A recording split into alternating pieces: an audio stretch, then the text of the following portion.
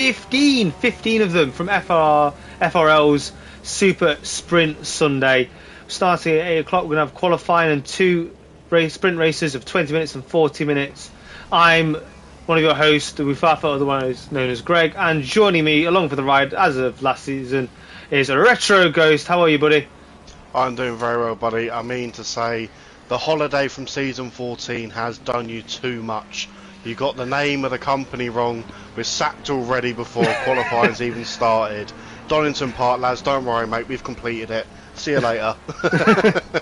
Absolutely. It was just a bit of a roll of the R. The R was in the right place. But yeah, thank you for those who are joining straight away.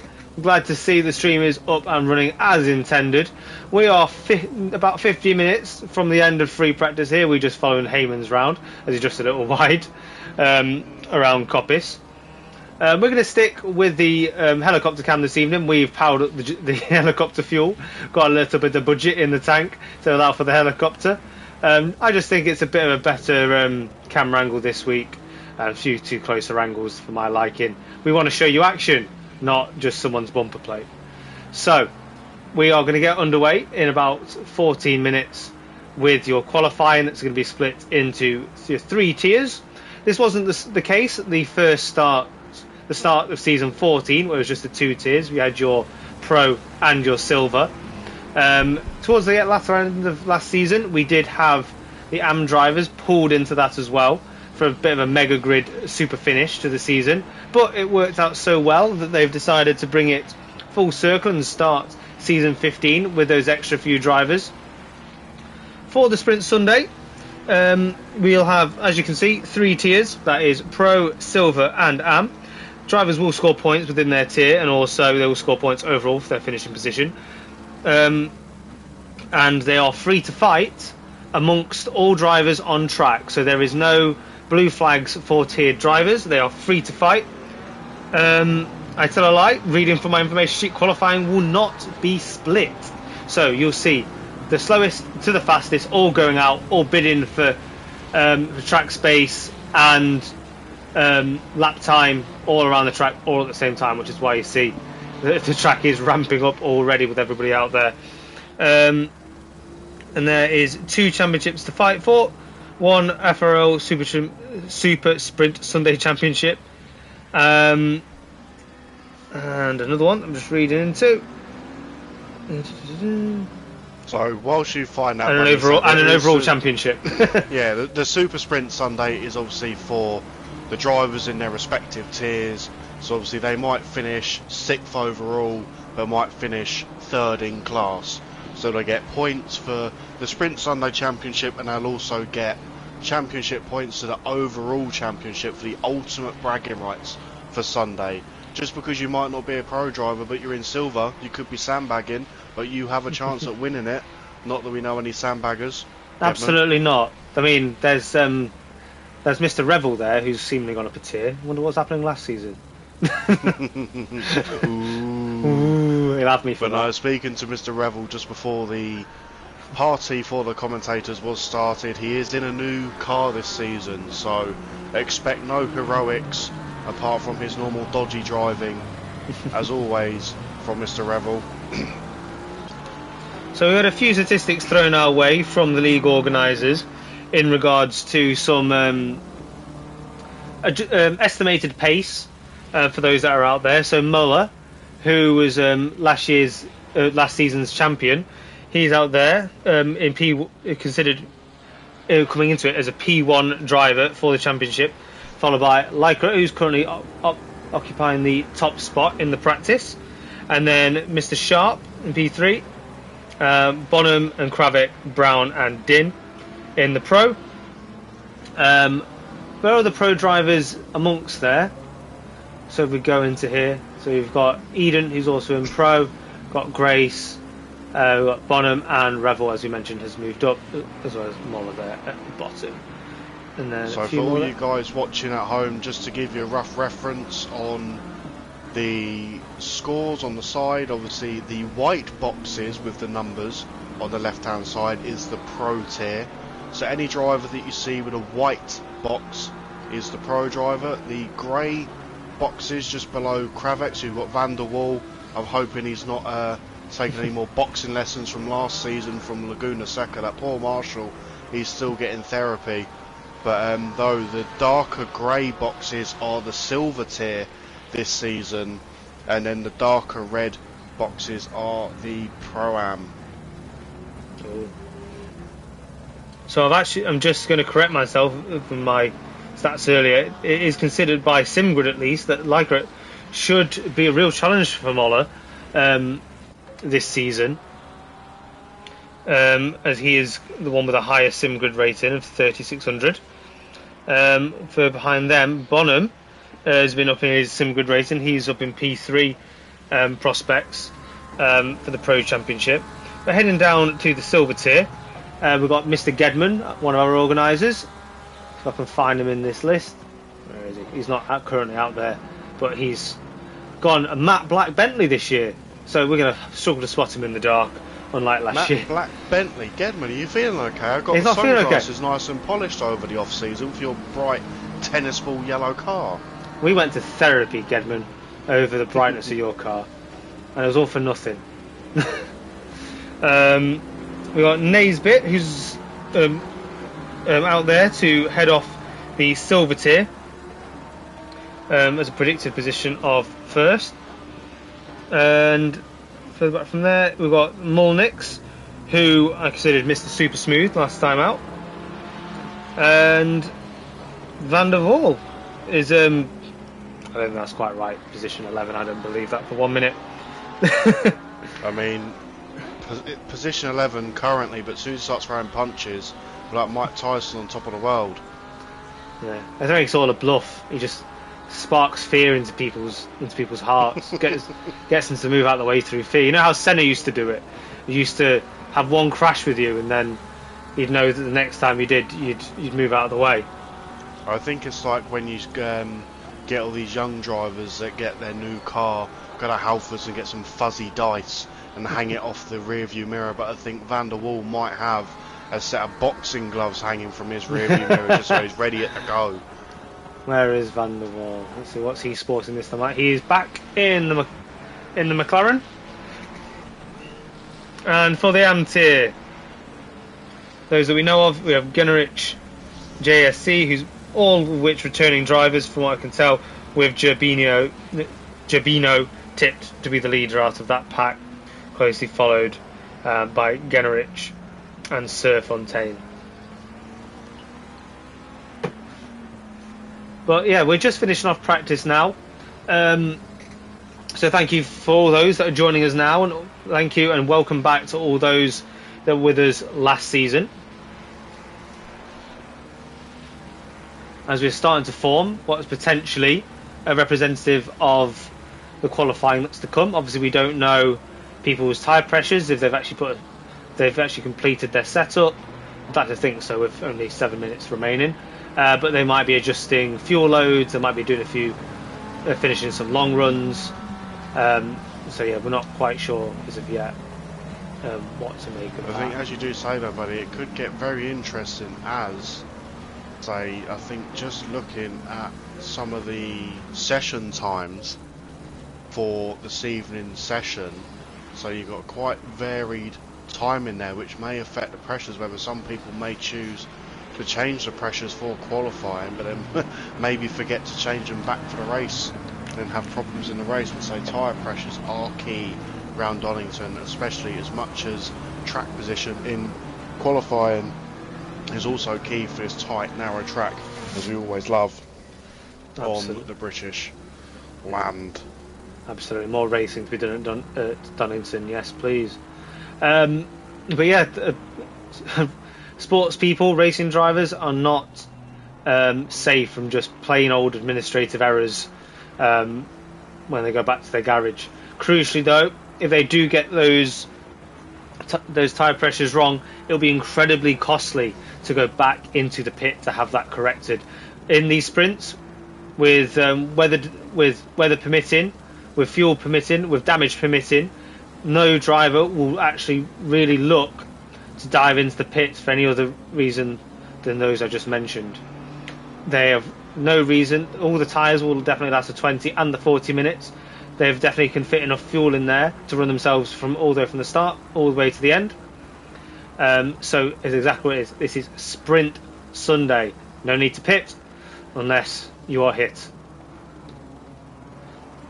And I can see already that the tyre barrier from the S's has already been dislodged and placed on the inside of the exit. As we do watch the black and green Aston Martin of Bonham just rounding his final corner of his lap round Goddard's. Very easy to overshoot if you don't already have your braking point picked.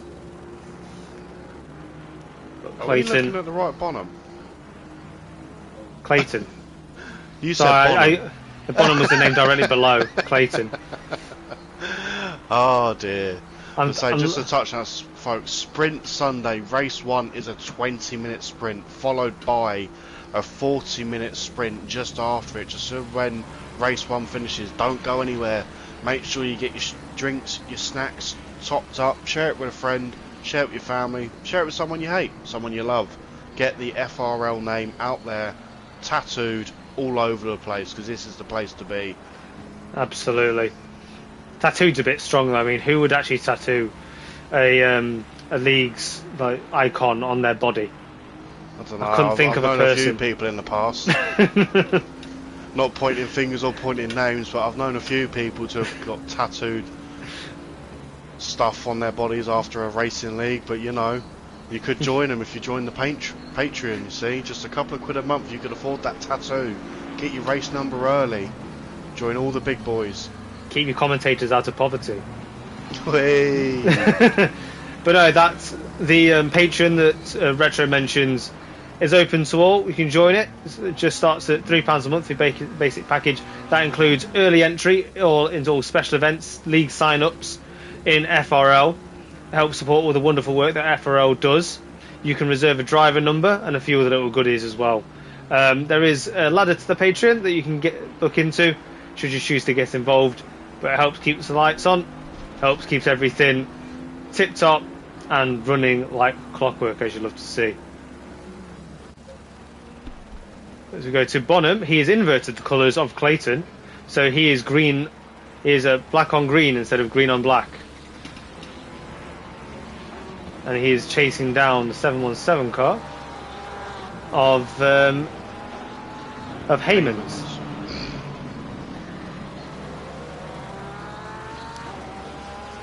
There's quite a lot of green on Bonham's car. But even after the race, at least it's not bright yellow. I mean, there is yellow on it too.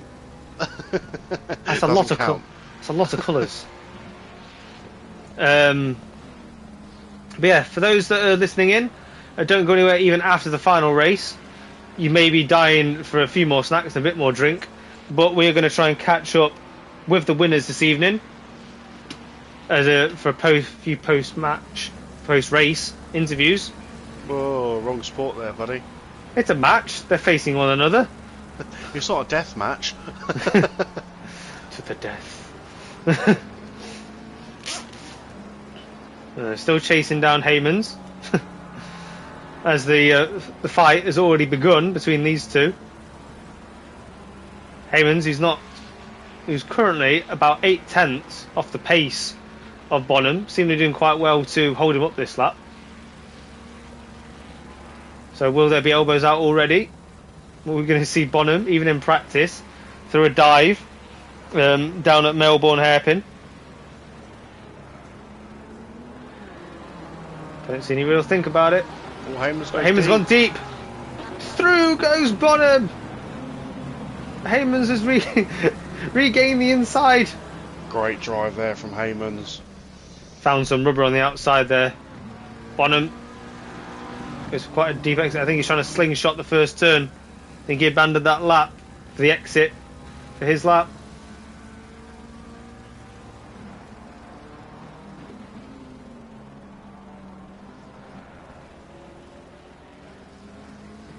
As Bonham goes a little deep, he's out of the first turn. Let's catch up with someone else. How about Prentice, who's using, well, all of the track. And whoever that was behind him, using even more of it. Car number 47. Where were you going? That's De Jackal, who's now gone for the pits.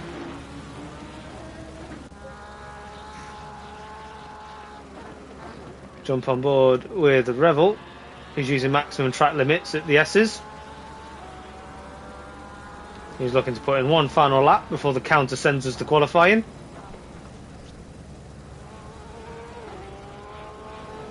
Like a few who take a wide line, Revel's chosen a tighter line for the Melbourne hairpin, turn 11. Was that late Apex retro is going to be the choice for quite a few drivers here. How do you feel about that in terms of... if you've got the setup for it, you can keep quite tight for some of these corners, but especially that last corner, it wants to invite you in. It's quite misleading, but I think personally, if you just don't stick it quite as tight as you'd like it, it just naturally just cruises round. So when the curbing does catch you out, affecting time and possibly position as well, as we did just find Heyman's and the previous car going at it in the practice. Thank you, Missile Dogshaft, being the first commentator this evening. Prize goes to you. Give yourself a little sticker, pat on the back. Who do we still have going around? Car number 999. This is Sierra in the Ferrari. Choosing a very, very wide entry. Maybe they're listening. We also chose a wide exit, which is suboptimal to do both. But here we are, everyone. We are under qualifying conditions now. And we are up and away. Aston Martin out first. The white and the pink Aston Martin from Leica there. In the AAA Aston Martin. So as mentioned by Lord Waffle earlier, so there is no split qualifying. All drivers are going to be unleashed at the same time for 20 minutes, fighting for the optimum time, the optimum track space and temperature. So it's all to play for. There is no reason to let a faster tier driver pass anymore unless it's blue flag for lapped cars, but everyone is fair game. It's stuck me back in broadcast mode. Wait, I think we'll permit it through qualifying. I think that's alright.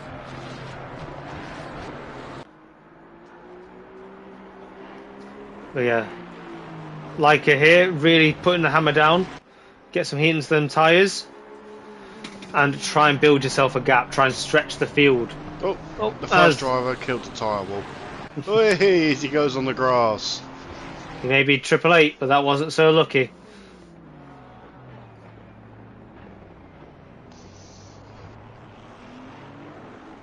As he does start to just back up a little bit. Cars will be expected to queue behind him, as cars are still leaving the pit lane. So we'll see how he deals. The man tipped to lead this championship. Moller's still coming around the final corner. So we're going to stay with Leica. It's a very, very controlled turn one. Only a little bit of puff of dirt on the outside. As he heads down the hill through Craner Curve into the old hairpin. Braking really tight. Let the car drift out wide. Open this entry. Try not to take too much inside curb, but he seems to have it under control. As he sweeps through Starkey's bridge. Now into McLean's. Really easy to drift wide here. And then the blind apex of Coppice, which he spots perfectly. The car behind him doesn't. Drifts wide. Yeah, there's Kravec behind him in a 248 Ferrari. So Leica down towards the S's. Quite a bit of traffic now. I think he's just going to be able to make this lap without the traffic. I'm not so sure, buddy. It's getting quite tight. He's got 2 more corners to navigate. Oh my goodness, what a mess! Oh, he starts to size through. Abandons his lap into the pits. Oh, as we have a collision. Kravec. So who have we still got going around? Car number 34.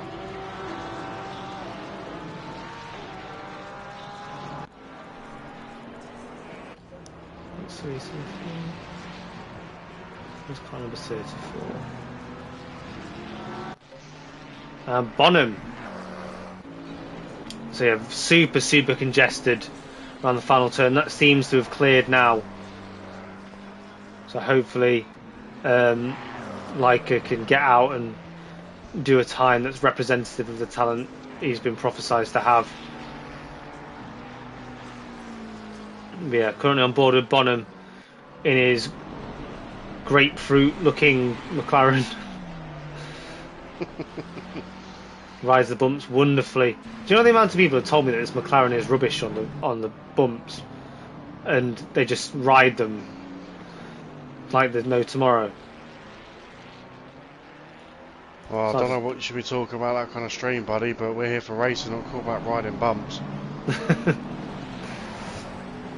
So we have Clayton taking the provisional pole at the minute with a 1:27.2, the 9/10 faster than the previous time. As Bonham pops it right up there, 10.5 down. Other drivers coming around for a lap. Let's go on board with spot car number 9. 78. That's Fitterer is in quite a train here, coming around the final turn. Yeah, Leica is also in that train. Yeah, just behind. So Fitterer does improve. Let's head down to Leica. Let's see what he can achieve. Now he's got, I don't want to say a lot of free air, but it's at least moving traffic now. As he takes another barrier with him. Just a little move. Keep a record, we could send him a repair bill afterwards. Absolutely, little invoice. Let's go. Cars going off on the bridge to get out of the way.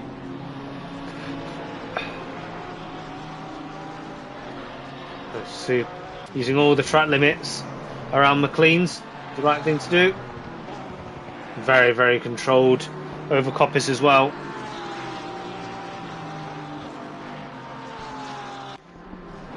Down to the S. Now I'll back up through here. This is where he had trouble before. Surely that's invalid.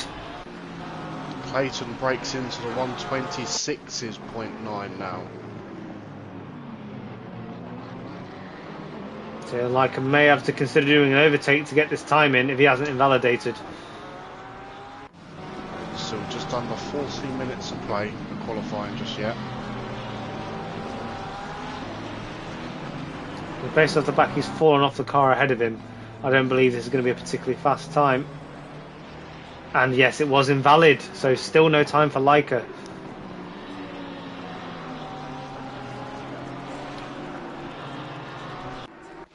Yeah, a little bit of a snap from Leica there on the exit of turn 1. So somebody who does have a fair bit of space is Hoek, currently in P15 in the AM tier in the BMW. A lot of good sections here, Retro, for the BMW to really stretch its legs. That's Speed Demon. Yeah, so he's going to jump on that as well. Sharp slots into P2, 400ths behind Clayton's 1:26.9. So he's just outside of the 1:26s at the minute, Sharp. Oh, we just see a Porsche. Who was that? Car number 8. Car number 8. Wasn't keeping it clean in McLean's. I think he might need a new pair of underwear under that. And that's Hoek back to the pits again. And that is Hoek, P14, just slightly improving.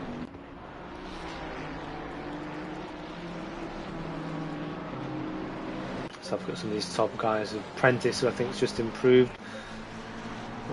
Bonham going through the middle sector with a fair bit of space. So maybe one to watch. That was a nice lap from Van der Waal there. A bit of a toe from the Ferrari in front. Jump from P9 to P6 there from Van der Waal. We'll pick out who that car is in front of Bonham, who's kicking up a lot of dirt in his direction. As we catch Bonham going towards the wall, his wall riding. He took a bit too much pace going around McLaren's. So we're going to go to another driver on track. About Molnix, who's just coming down towards the S's. Molnix with an unchanged livery. Super smooth over the S's.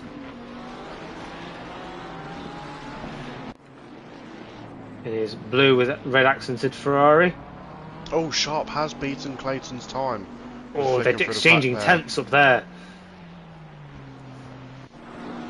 Absolutely going to come back to that battle for the top, especially towards the end of this. Has now just jumped 126.2 with a 6.5 tenth gap. Wow, the champion is back. As Molnix stays P10 for now. G. Harvey behind a Ferrari. That car 248 Kravec, both pro drivers giving no sort of resilience in movement there, but say Kravec does finally let past G. Harvey. They're fighting for. Oh, as Harvey then lets him back past again. Wonder what this is about. Well, I'm not quite sure what I see here, buddy. So we've got a bright orange Mustang, I believe I saw, of F. Rodriguez taking a nice scenic route across the grass in Sector 1 there, kicking all the dirt clouds in the sky. He does seem to be strung through Sector 1. He was also the other driver that pulled off at the bridge before. So, yeah, seems to be struggling in the Mustang, not used to these. Oh, as he gets all sort of out of shape again, coming around McLaren's, this Ford does not seem to be the one for this track. So the last two drivers yet to set a lap. Leica, obviously unfortunately after the lap 1 shenanigans, and Warnweg are still the last two drivers yet to set a lap in this round 1, race 1. But Leica, I think, is invalidated there again. He still has time. He only needs one.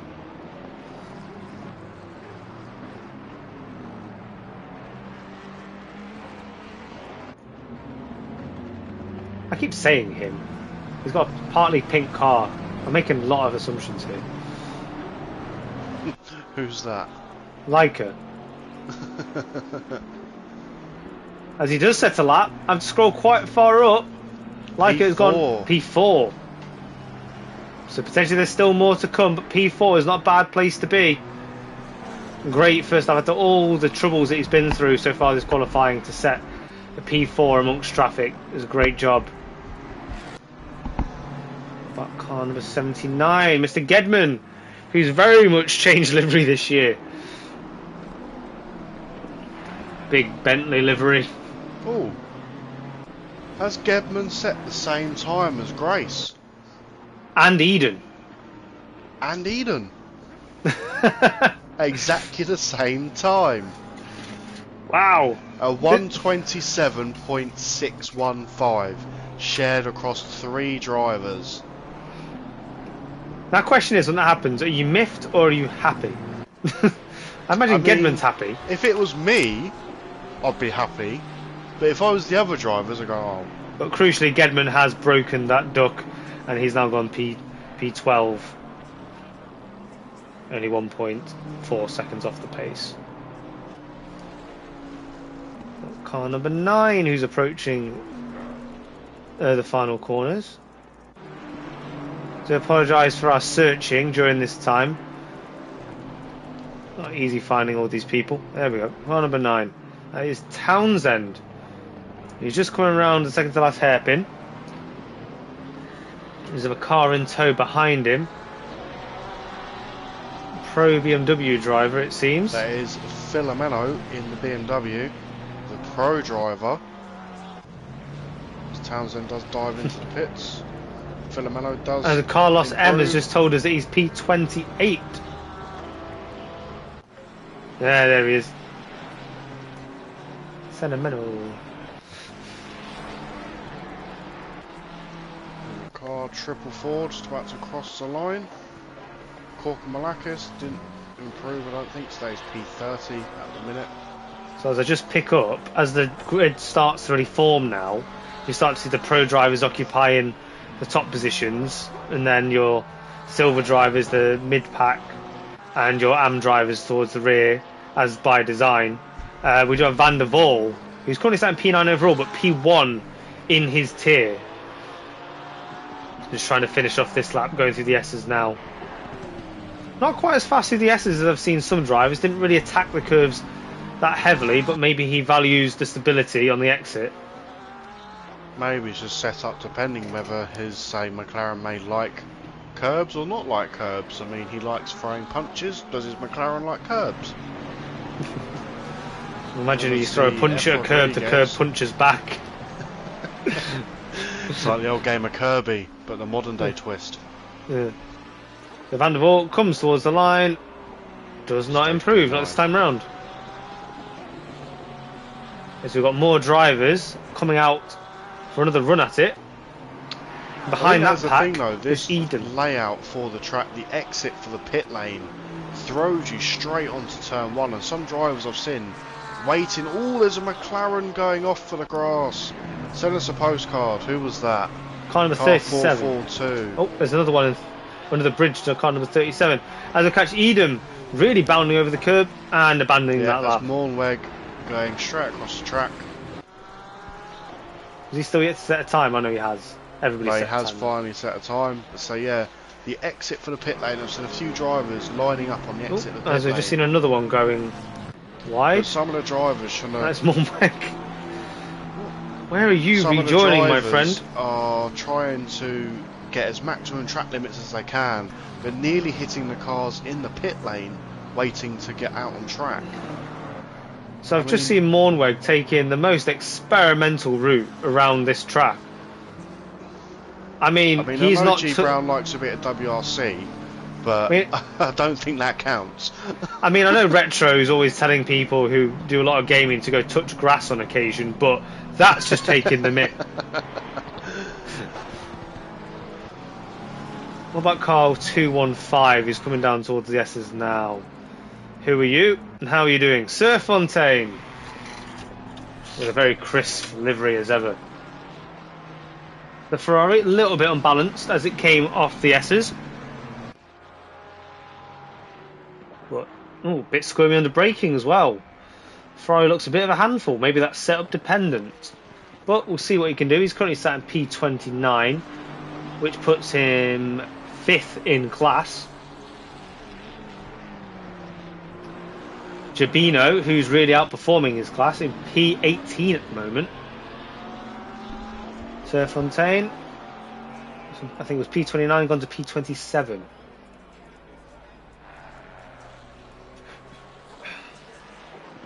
As we come towards the end, we still see that Mola is out there in front. Sharp and Leica. Now Leica has only just set that lap and he has closed to 4/10, but there is still about 4/10 between Mola and anybody else. But can anybody at the top few drivers do anything about that time of Mola's? Like G Harvey in the black Aston Martin. He's got a bit of traffic coming. What can he do? He's currently 8.5 tenths off the pace. 3 tenths off his next competition of Clayton, car number 500. I don't believe he's out there at the moment, so he's got a clear line to attack him.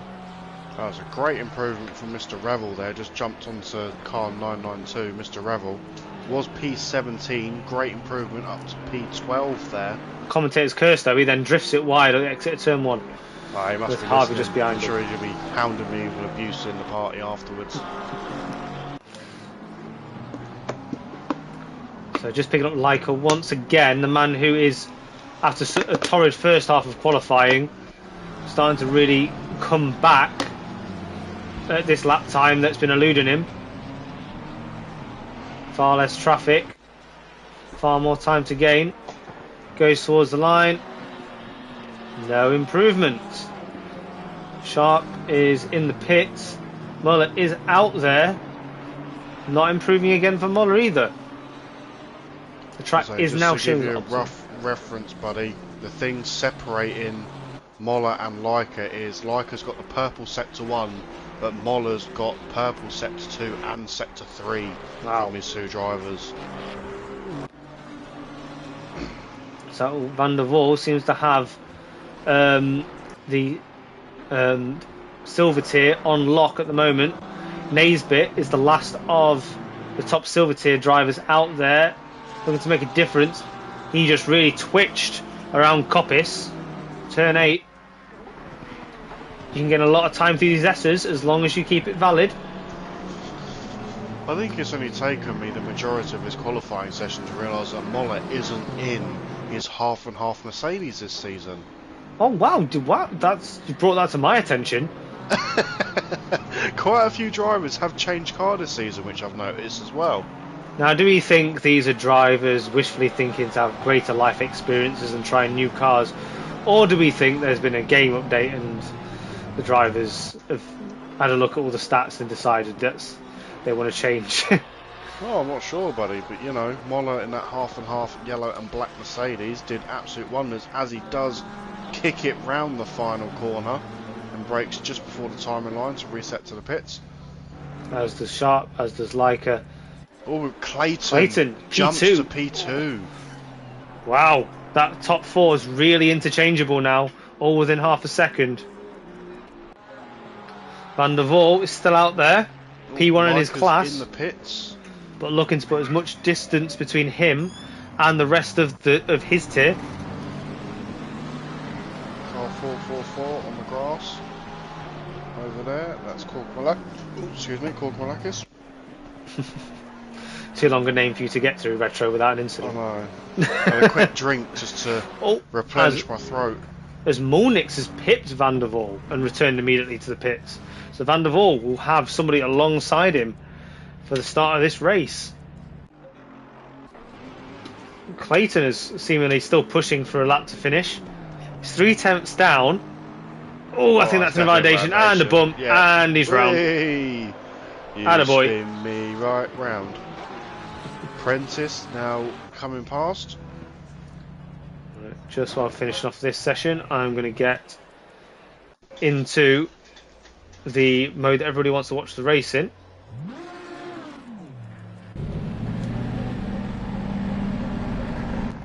Prentice trying to keep it tight for the final corner. Does get on the power, using all of the wide available track as he can. Jumps to P5, Prentice there, car 34. Coming around the final corner. Didn't quite to get on there, just in time. Car number 9. All these numbers. Townsend now coming around the final corner in that very pink McLaren. Oh, gets all over the curb in there, unsettles the car. Not sure if that was an invalidation or not. Doesn't improve. Car 334.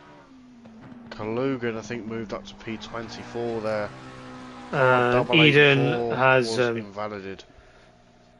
Decided to send Bumblebee into the wall. So there you have it, everybody. There is your grid for the Sprint Sunday.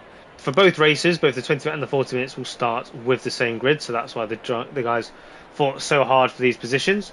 So we're going to start with Moller, then Clayton, Sharp, Leica, Prentice, Harvey, Grace, Kravec, Bonham, and Edem, which is going to be tricky because we also have a driver called Eden, who's further down. So the top 10 are completely populated by pro drivers. The top 3 for the silver tier is Molnix, Gedman and Van der Waal. Gedman, who's done very well to stick himself in between Molnix and Van der Waal right at the end there. Revel, new to the pro tier, down in P14 but trying a new car, so will probably improve as the season goes along. Fitterer in P4 in his tier, down in P15, and then Eden rounding out what appears to be the bottom of the pro tier, P16. We've got Naisbitt T17. Oh no, we have another one, Filomeno down at the bottom there. Naisbitt, Colpitts, Heymans and Mornweg, 17th to 20th. Jabino, Hoek, Rodriguez, P1, 2 and 3 in their tier for the AM drivers. They're P21, 22 and 23 respectively. Then we've got Kalugin from the silver tier, Cablo, Serfontaine, Filomeno, as we mentioned. Then we have Thacker, Richings, Gukamlakis, JSC, Townsend, the Jackal, Coppins, Trotman, Rodriguez, and Sierra rounds up the bottom of the grid, and then there's two little commentators. I like how they give me number 1 retro and you and number 2. Love that. Filed a complaint to HR about this. Get it lodged. I'm not happy. I mean, it's more exciting to see you in a Ferrari, but just the numbers are wrong.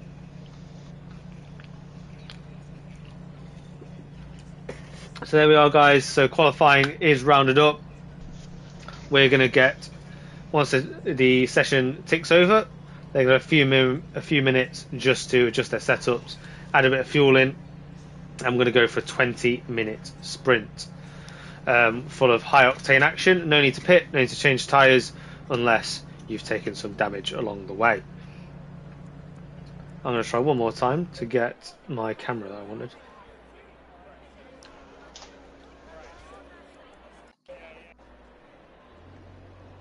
Because you want to see the cars in all their glory, not two people just waffling for 20 minutes. They want to see the action. They want to see all the glory of the FRL. And there we have it. We have now flicked to race 1. For all of those that are joining just for the racing, you want to see more racing, do not go anywhere after the first 20 minutes. Few of you have been guilty in the last season, and we don't want to see you go anywhere. We want to give you all the action, and we don't want you to come back crying, oh, there wasn't enough action. There's more action. There's always more action in FRL. More, boy? What do you mean you want more? Please, sir, can I have some more? Can I have some more racing? So there, as you see all the cars bounce up and down like it's the 90s, they're all got hydraulic suspension. They are just adjusting their setups. That's what that jumping is, just in case you think they've got some ants down the pants. And we're going to get all 30 Summit drivers barreling down towards quite a wide turn 1, but does pinch on the exit. As you have Mateus supporting Filomeno. That name, the way I say it, the way I hear it in my head, just takes me into a Dua Lipa song. And that's where we get copyrighted. I'm not singing it. Who would do such a thing? Sing a song. Honestly. I mean, hey, at least it's not the Nordschleife, right? Absolutely not. You need a Bohemian Rhapsody to sing the whole way around that thing. And then you'd still need to play an instrumental to sign it off. Yeah. It's like Beethoven. Yeah. So yes, thank you everybody for joining us. At 17 watching right now. Great to see everybody really hyped for the start of this season. For those of you that are in the Discord or looking to race in our Discord, you can get involved through SimGrid, or if you're in the Discord, if you just let us know in the comments you're looking to get involved, an admin will reach out to you and send you a link in to come and join us. FRL's got you covered in pretty much every department when it comes to esports racing, whether it be iRacing, ACC, AC, WRC, Formula 1, GT7, the list goes on. If it has 4 wheels and drives online, FRL has got you covered every night of the week. And if you're really, really into it, you can join the Patreon as well, starting at packages of just £3 a month, which gets you first choice, early entry into championships, early options into picking your driver number, and a load of extra goodies as well. And then there's a tiering, you can go up as you get more involved. And it can also buy Greg a drink, so he can keep his mouth nice and quench when he talks for about 10 minutes straight. Oh, gotta stay on the sauce. That's it. Shame we're not at Belgium. Saucy on the sauce. Saucy on the sauce. So we do have Moller ascending down to turn 1 for the formation lap. Luckily this track isn't quite as narrow as Valencia, which is normally, say, a MotoGP track. And so we do get the absolute fantastic view of Donington Park. So just looking through the grid, we do have 37 drivers, the most we've ever had on track for such a small circuit. So there's going to be carnage, there's going to be chaos. Do grab a drink, grab some snacks, tell a friend, share it to your family, someone you love, someone you hate, who's going to spin it, who's going to win it, and who's going to bin it. Let us know in the comments, guys. Do get involved, and please make sure you do like and subscribe. The absolute love and life out of this stream. Absolutely. So we can keep giving you the best content there is for FRL. Mess my camera up again. I did just wonder, I've got the stream on in the corner of my button box, and I was just looking at why has the stream gone dark, and I was just going to expect to... Well, Rufafa left the party. I was like, no. Oh. So, for those who have wondered in the past why exactly my stream occasionally cuts out, I have a rather trivial reason as to why. So my internet box sits right next to a street light, and every night when that street light goes from off to on, naturally because it has sensors on it, this slight electrical surge just quickly blips the internet. Now if I was streaming or watching TV or anything like that, I wouldn't even notice it, but because the delicacy of staying engaged in online racing, it would just drop out momentarily and obviously cost you guys the coverage. But now the weather has settled and now it is fully dark before we get racing. The street light is already on. There is no need to disrupt the stream. It was just that transition period from summer to winter, which is what costs you coverage of league racing. I think it's safe to say, I think that's even society's way of saying you're not streaming. Yeah, I couldn't believe it. So it took me just one night sat in my living room to realise that was the case. I was like, light came on. Ooh, internet dropout. It's like the cartoon when a light bulb appears above your head, quite literally. So we're about to get ready and racing. Moller is about to drive away. Just as all the drivers pull onto the main straight. Yeah, and off green, we go. We're away. And Moller does seem to have a very good start. He's found himself quite a lot of entry. As Leica tries to throw himself in the middle. Oh, and he's trying to make it 3-1. Got pushed out and just about managed to hold on to that position of P4. But he's going to look for a move to the other sandpit already. Ooh. As he's looked to try and make an early move on as it's gone a bit hairy in the timing screens, but Leica is side by side now, and he's now pulled ahead, and now he's tapped Sharp round.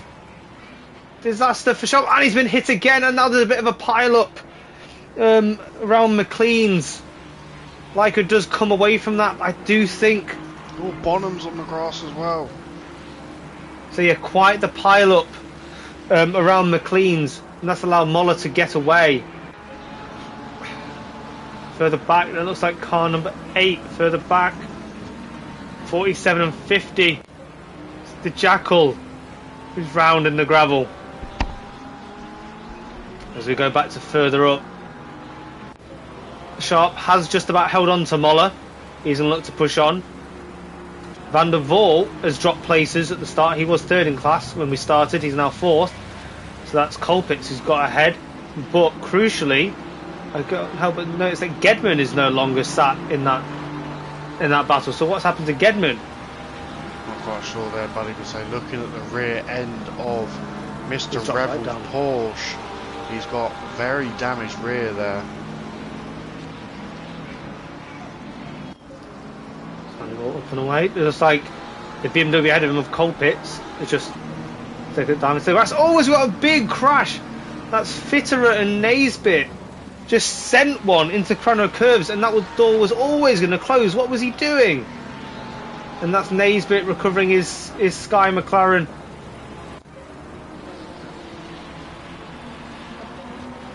Now Eden is having to defend and attack all at the same time. He's got Hoek behind him. He's having a look, but Eden is equally as close to Van der Waal ahead. As we go into this fast section now, what can Hoek do with his superior powered BMW? Will there be ascending to the S's? I think he's a bit too far back.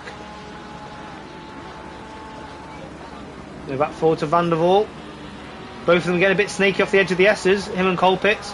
Van der Waal goes for a very extreme inside line. He puts himself on the marbles. Will this send him deep? Yes, it does. Back on the marbles on the outside. He might lose 3 positions here. Yes, he does.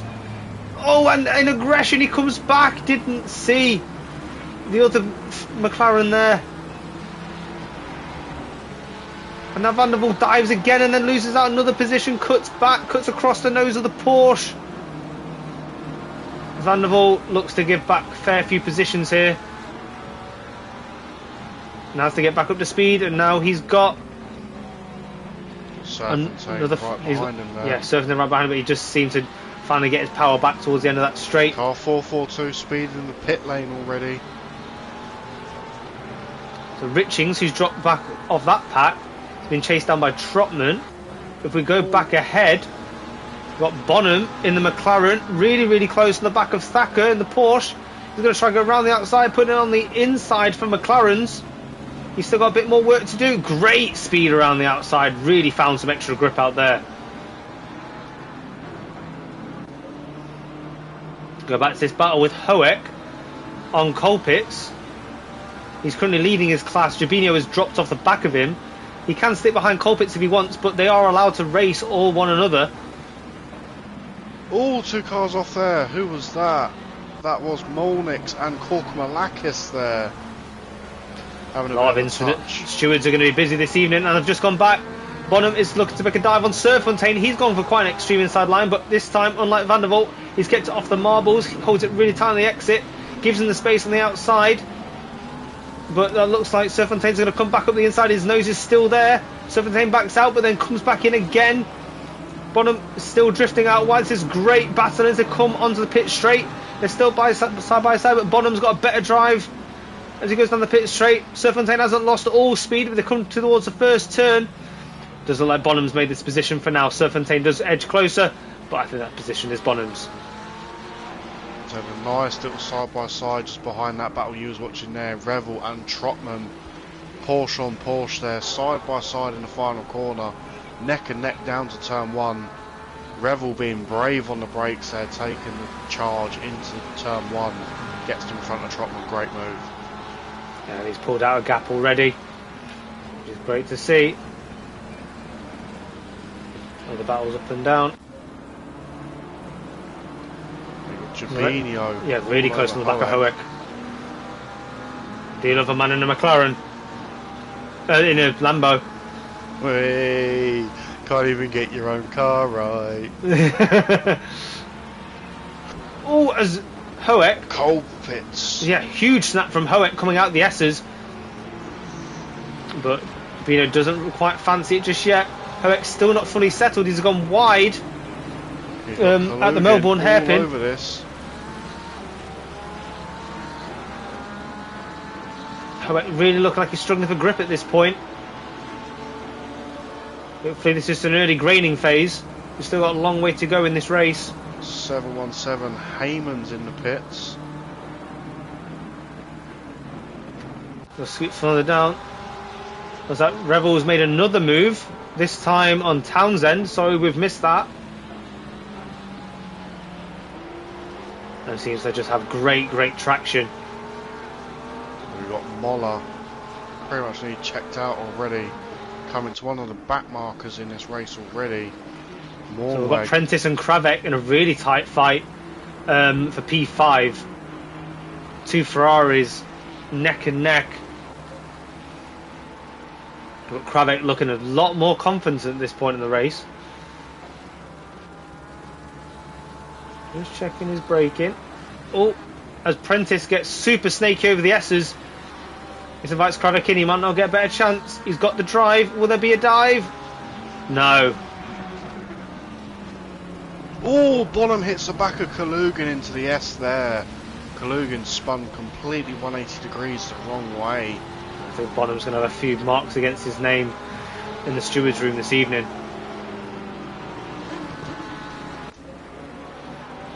And Gedman, who has suffered so far this race, is in P25. He's got drivers of every tier Big ahead of him. It's a big dive, and nothing's moving that Bentley. That's staying stationary on that hairpin.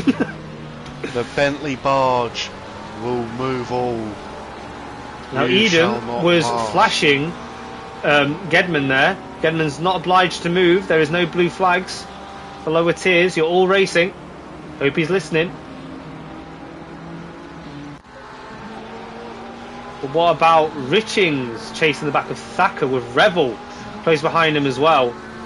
Richings getting a bit shaky on the curb there, but that's not stopped his progress towards the back of Thacker. But Revel closing in on this this mistake from Richings.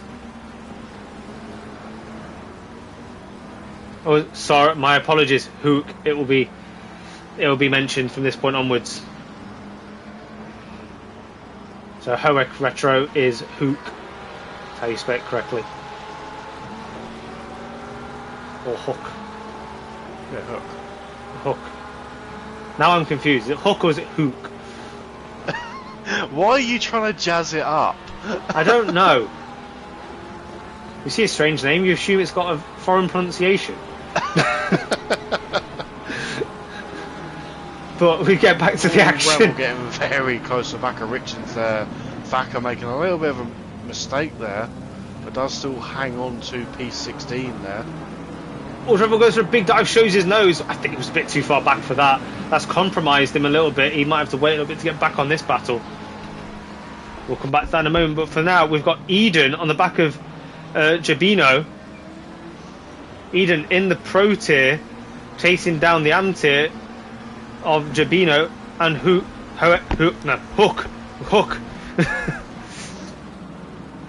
I'll hook it together eventually.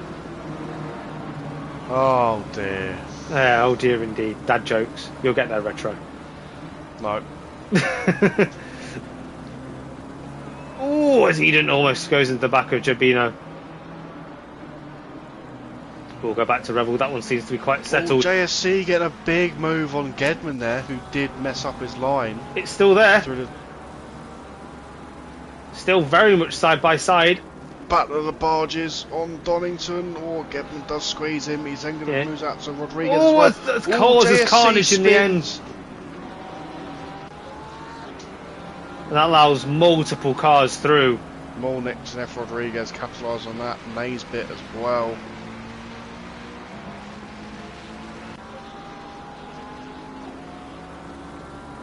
Oh, it was a great move from Revel and Richings there.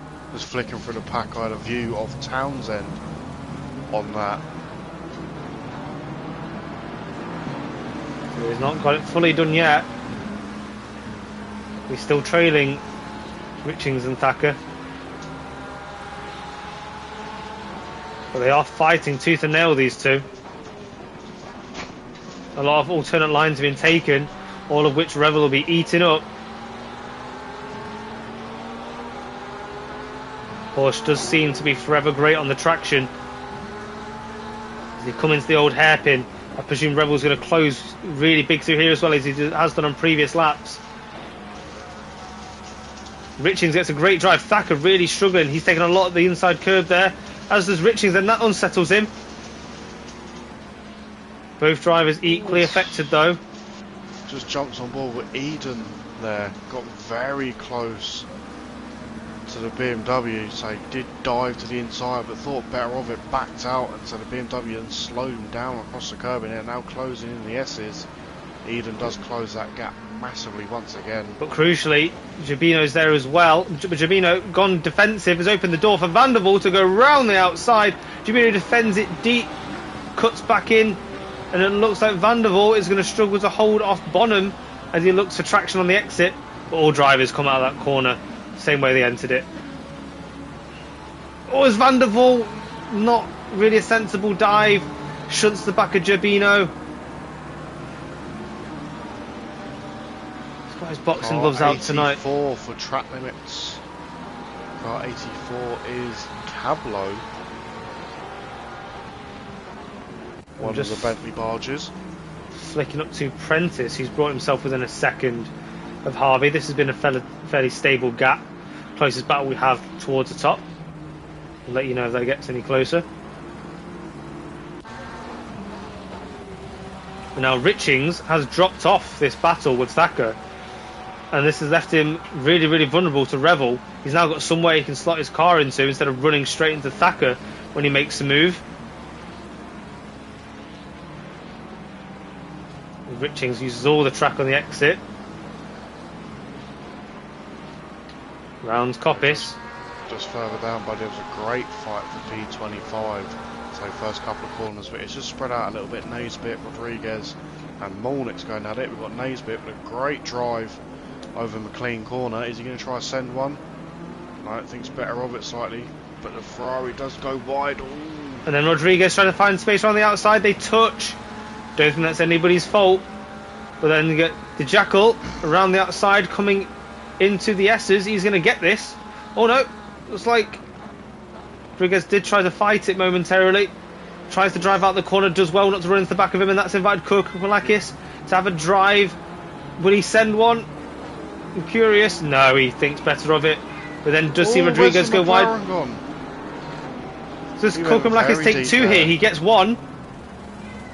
Slots ahead. And he says thank you very much. But then Rodriguez sends another one. He goes deep again. Kukulakis cut it back. No, Rodriguez does cover the exit. I mean, it's only taken me 15 minutes or so to know we've got two Rodriguez's in the lobby. Oh my goodness. Well, at least we won't refer to them by the wrong name. I mean, one's with an S and one's with a Z, so... If there's any pronunciation difference between the two spellings of those names, please let us know.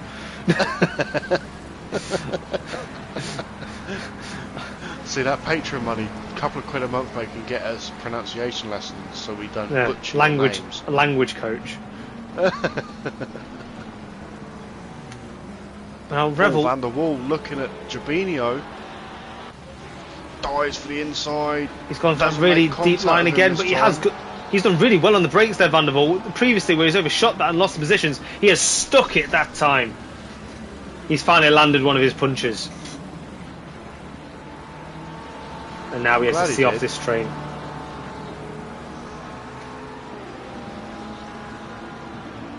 He's found the equilibrium and he's hit it. And now Revel has got Thacker and Richings now. So I think I've missed every single one of Revel's overtakes. We've mentioned all of them, but I've missed them all.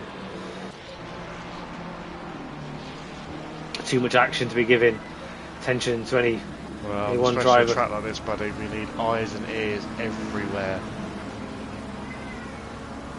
So I've just picked up Bonham, really, really closing on the back of Jabinho as they come into McLaren's, the site of many, many incidents this evening. Oh, I'm just going to touch there, buddy. I think Leica has made a mistake somewhere, because G. Harvey is the closest I've seen him for a little while. He's got a lapped car in between Leica and Moller, and Harvey's using this to the absolute extreme. He's closing the gap ever so more every corner.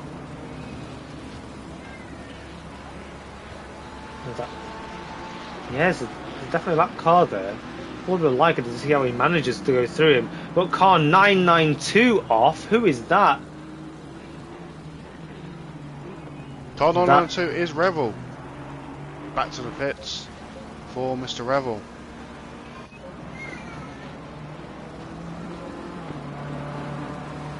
Gene Harvey now breaks into under a second gap away from Leica, but Leica now doesn't have the lapped car in his midst. Leica all over the grass. Ooh, gets a great move there. Harvey from Leica getting all the grass up in his grill, all up in his biz. Harvey says thank you very much. As this time they do much better at getting past the lap car. And I believe that is Prentice following up the rear as well. This battle that's been going on, the troubles that Leica's had, has allowed Prentice and Harvey to really, really make an impact on his race.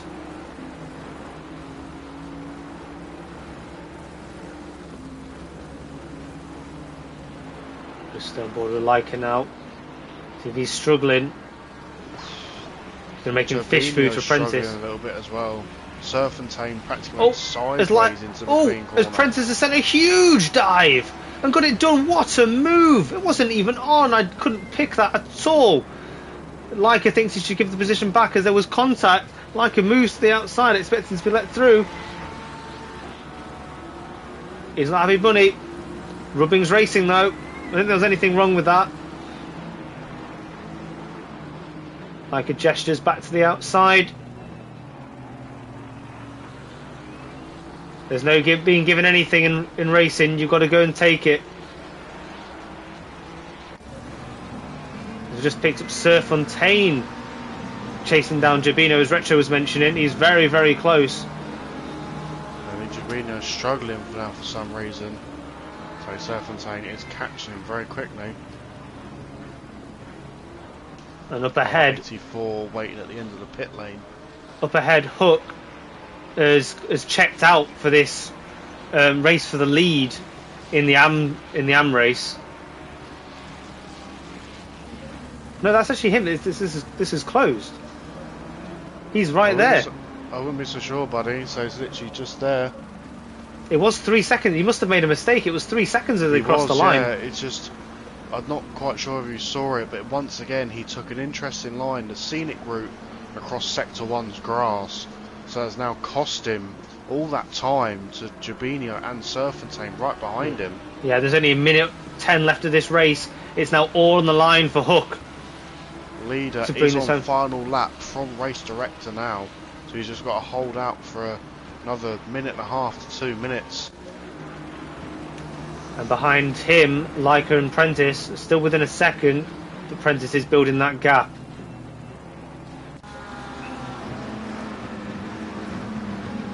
Does look like Hook has picked up the pace again. That gap has built back up. All further down, Townsend and Trotman going at it.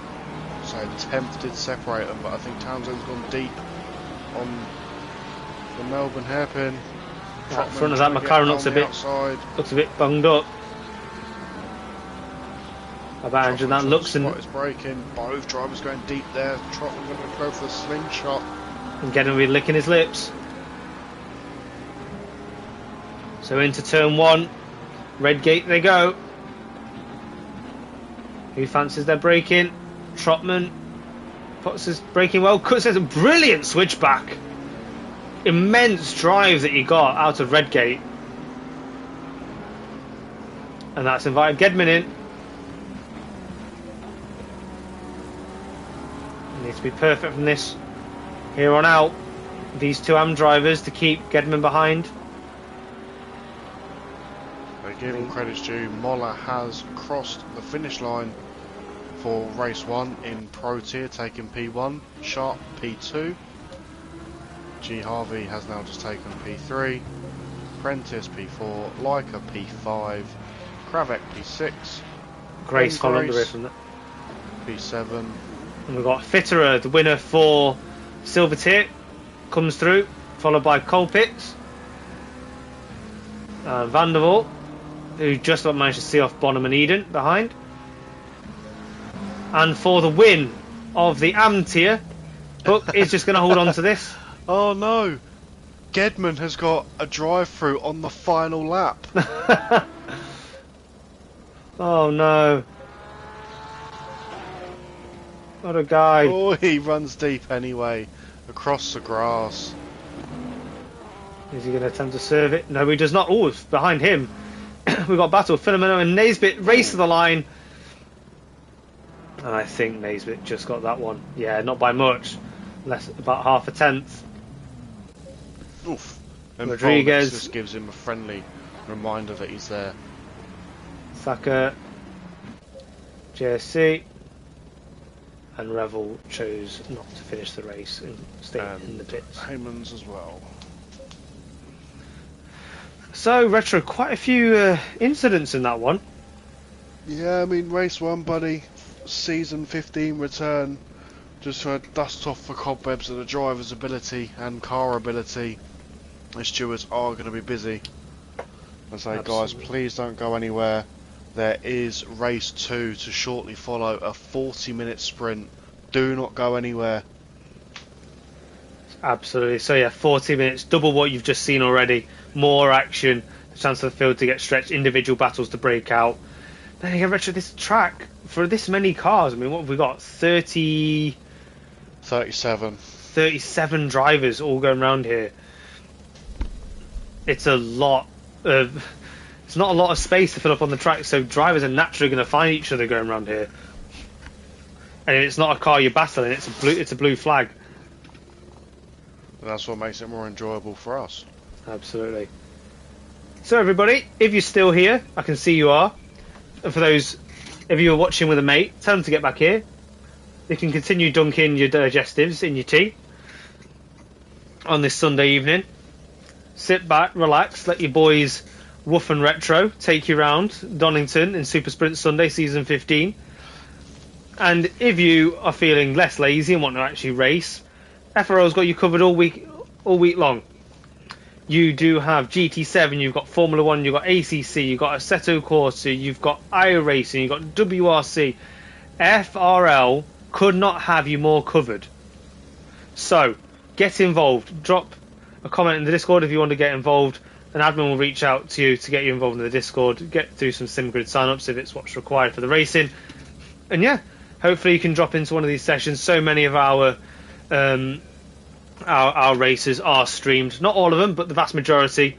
To bring you, and so you can do all your watch back and get your friends to support you as you go around. High octane racing. So many full grids in this in this racing league, which isn't a given in the community, but in FRL it is. There's so many drivers ready and raring to get on track to race with you all the way to the end. And if you want to be super involved, once again, you can get involved with the Patreon. Packages starting at just £3 a month. You get to pick early access to your driver number, early access into special events and championships, and many more things as well. And do you know what? Helps you get better commentators as well. Helps train me and Retro in the arts of commentating, making sure we pronounce names right. Suit yourself. Hey, who's got that number one? Ooh. Don't make me get Van der Wall, mate. Catch you outside. How about that? Wait, who's that knocking at the commentary door? It's Van der Wall. Ah no! Bring on the wall, the Van der Wall. The Van der Wall. But we're here to have fun, guys, with everybody else, and yeah, we're going to be here for every single round of this championship. We'll see, illness permitting. I think this time of year, a lot of people are fighting off a bit of cold. I know if it was this time last week, I might have struggled for this stream. Working in university, so I get freshers flu. Just can't get the staff these days, mate. No, you just can't. Absolutely not. So for all those of you that are racing, whether you're a young racer, got all the time in the world, or whether you're a working racer, a parental racer, obviously all valued the same in FRL. It's fantastic to see so many people from so many different walks of life picking up a wheel, picking up a pad, and coming and plopping down the bum on a Sunday evening to get down for some really good wheel-to-wheel racing. It's a great community, not just in FRL, but industry-wide sim racing. It's really kicked off in the last few years, and I think it's been some of the best times of mine online getting involved. You getting sentimental on me? Only a little bit. I mean, we've been doing this for a while now, haven't we? I mean, do you remember the anniversary date? Our anniversary date? Didn't realise you were getting sentimental. Retro. I don't know. Thank you, Dazza, for the kind words in the comments. What does IOB mean? If you look at the next comment... I was trying to sort something down by my side. Something fell on me. I was trying to fix it. Did he correct it? Was it a misspell? Yeah. I'm just looking down the grid. Why is there a Ferrari just completely askew at the back? I mean, I was going to make a joke, but I mean, I'm not racing, so I can't be blamed for being a Ferrari being so far behind on the starting grid. But look, he's not even on a grid slot. Park it properly. You'll get a penalty, mate. Am I assuming he's there because there isn't actually a designated pit slot on this track to place him in? I don't actually know, to be fair. That would be my assumption. Now, if he had a standing start, he'd have one hell of an advantage. I mean, he's last. So, take that advantage with a pinch of salt. A cubic pinch of salt. A cubic ton of salt. But yeah, for those who are still new to us, as we mentioned previously, and I'll mention it again, this is race 2, it's 40 minutes, and they are going to start in the same positions that they qualified in for race 1. So if they got spun or they won, they're going to start in the same positions over again. Commanding win from Moller there. He starts on pole again, so he's got all the best opportunity to bring this home once again, just as he finished last season.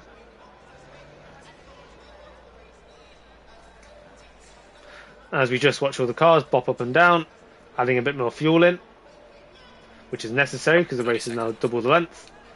The drivers crucially need to hit drive now to make sure that they get actually involved and don't have a pit lane start. 20 seconds.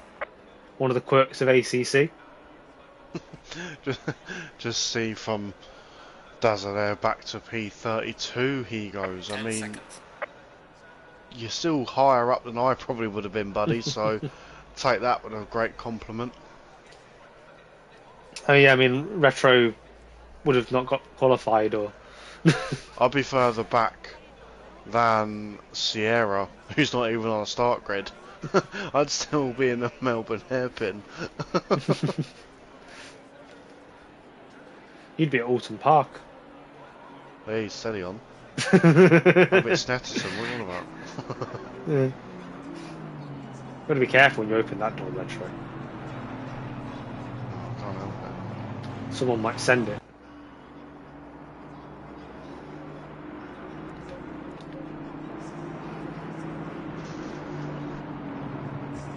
So, there's so many cars on this track. It's fantastic to see that even as Moller goes around the second turn, coming into the third turn, that the last driver has only just pulled away. So yeah, that's why qualifying throughout this season is going to be so important. No matter how good you are, you're not jumping half the grid in those first few corners or lap. It's a long old drag to get up the grid in the sprint race with only 40 minutes if you don't qualify well. But all the same, it's fast, it's furious, and you've got the lightest car possible underneath you. You've got all the tyre performance in the world to really go after it.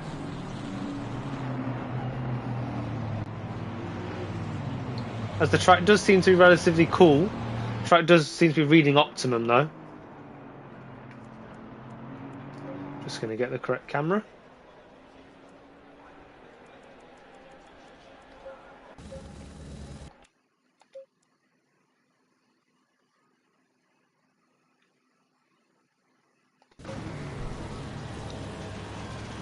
I think that might be a glitch for Sierra. Because even still, whether just watch him on the formation lap, he's still got to keep quite a fair gap. I mean, I know he's closed up at the minute. So whether that pit box curse has come back for haunting, so it is quite relevant as it's spooky season this month. It is spooky season. Say that, my wife went out and bought a 3-foot tall Grinch earlier today.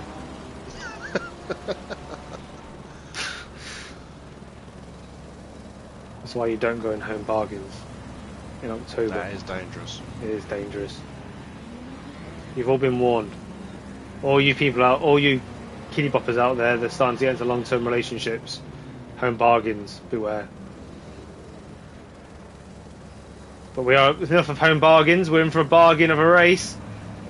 Moller is pulling them all onto the pit straight, and as the final cars round the final corner, we are go. And off goes Moller, defends once again. Leica choosing not to go Sharp to the on deep inside this time. Oof. But Leica's going to get Leica edged didn't out. Go 3 wide this time either. And Moller. Prentice does get a move on Leica already, but he doesn't get it inside. Leica's going to get edged out. He's going to be faster around there. Oh my goodness.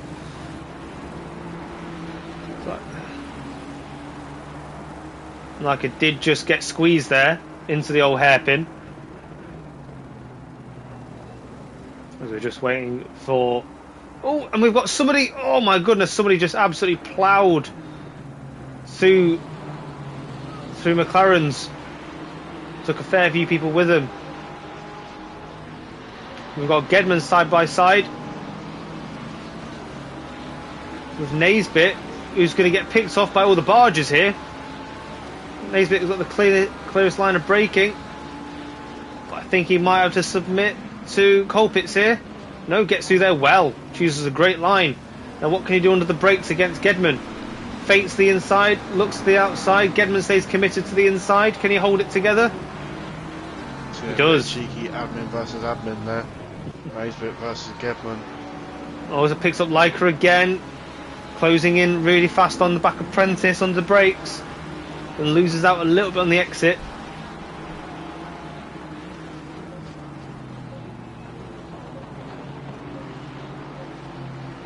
Don't know what's happened to Prentice. I think Prentice is disconnected.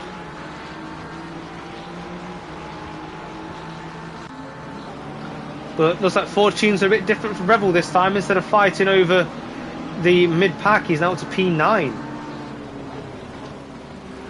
He just needs to hold this for a bit longer than he did. That were infected in that Van der Wall is down in P34. Thacker, Rodriguez, Eden as well. Massive dust cloud from JSC there. And I've just picked up Serfontaine and the Ferrari, causing a bit of an incident with the Porsche of Kalugin. Kalugin, who's going to look to rejoin the track, cars diving around him. There's a little bit of a squeeze to Moornweg.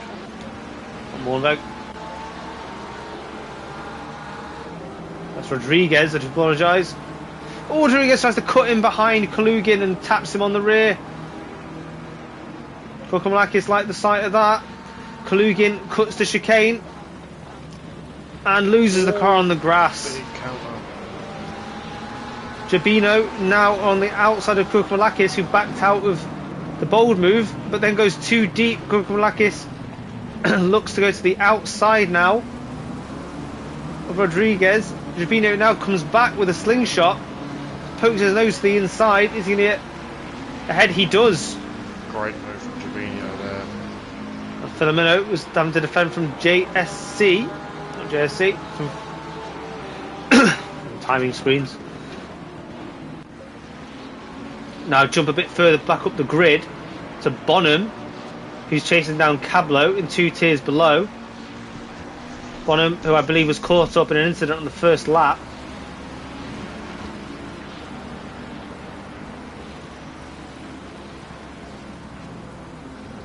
What can he do coming into McLaren's? He's really, really close. Thinks better of it, but gets a great drive out of McLaren's. What can he do towards Coppice? Slightly alongside, but will Cablo cut his nose off? Gives him the space, but finds traction around the outside. They're just flicking through the pack with Clayton, who was closing to Moller. Messed up his line through the S's, has now left himself vulnerable to Sharp behind. I mean, hasn't that been what's just... That's just been so crucial to Moller, just 0 mistakes usually. Well, it says the tyring screen's gap to 2 seconds, where I can clearly see it's not 2 seconds. So I've just picked up Kravec, who's putting pressure on Harvey. Harvey get a bit snaky off the exit of the final turn. But Aston Martin has some good straight line pace, we've discovered. But Kravec does seem to have better braking performance. He had to really catch himself as he got a bit too close onto Harvey going into the first turn. So I've just picked up Naisbitt further back, P13 chasing Fitter in P12. This is for the net P3 in the silver tier.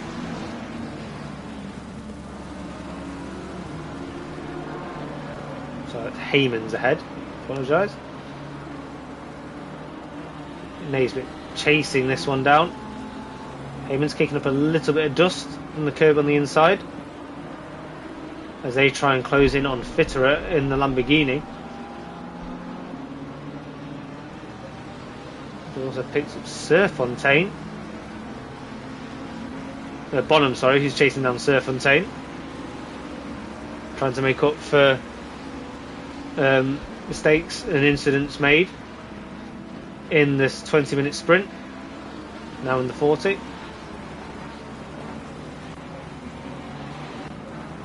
Oh, as that is Jabino who's gone off and Rodriguez through. As we also got Kokomalakis. But interesting, the BMW Fenomeno behind him. Sees him off.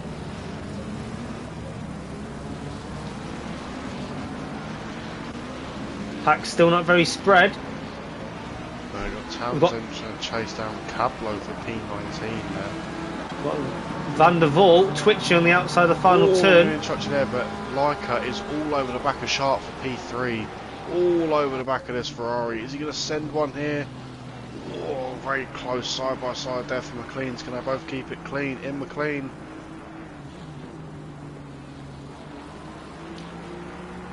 Looking for it to be McLean, not a McClash.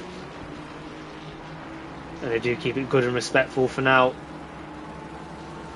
But Leica, who would have felt robbed from the previous race, going to be wanting to take the absolute maximum result out of this one.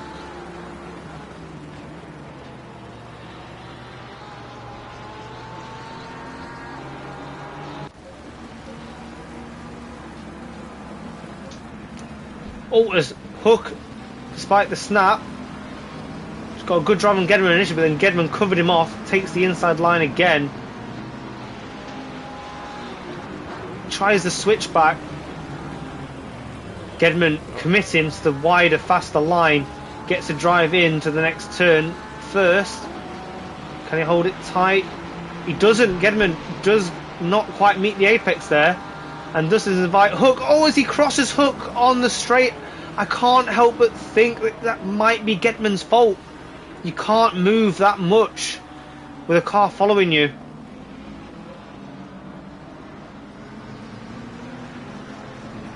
What do you reckon, Retro? I think Hook was definitely close enough to not have to be swerved on. I wasn't paying attention, unfortunately, on that one. I was just looking at a battle between Harvey and Kravek. So the timing screen was showing Harvey in front, but it was actually Kravek who did get a nice little move just before the Melbourne hairpin. Looks like Kravek's run away from that one. I say Harvey has now got Molnix hot on his heels just behind him, and Revel also catching as well. Leica is still just under half a second to Sharp. I think he just lost a bit of time through the S's there. But you're right, he's definitely staying engaged with Sharp. Cablo has just dropped off slightly to bottom. Well, that Fitterer, ooh, he saw an opening, went for a very late dive, pulled out of it at the last second. Side by side with Rodriguez and Heymans. Jabinho just in front, got a move done. So you've got a good train of cars here. Just staying on board with Kokomalakis, who's trying to make a dive on the inside of Fenomeno. He's got one, he's alongside two. He has to drive out against the Ford of Rodriguez. Rodriguez got the inside line. Can he get it stopped? Before Kokomalakis can make an attack. That almost invites the BMW. BMW or Fenomeno back in. Fenomeno with so much pace to use in a straight line. So Kokomalakis did gain one position out of that. I did look for a moment like he was going to get two. Now we've got hot on the back of the BMW as well, don't forget. Edem also on this as well in the Porsche. And Fenomeno did not get the best exit there out of McLean. Eden versus Edem. I think there's a move coming here from Eden. He's got Filomeno in his sights. He might be a bit distracted by Edem sizing him up. Seems to get a good drive.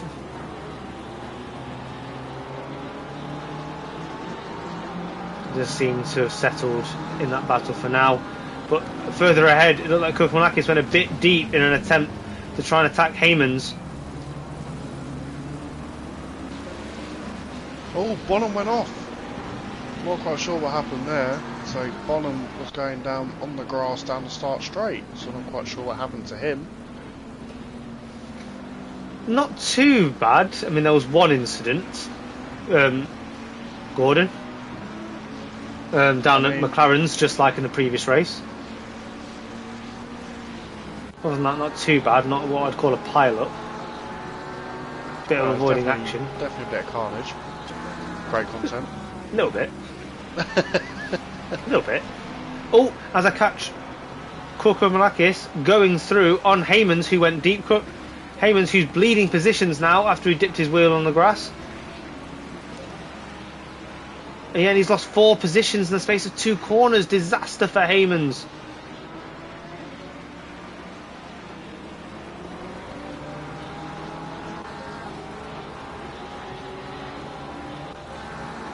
Can't see the full of Gordon's comment, Retro, if you wouldn't mind checking on that. That's unfortunate, buddy.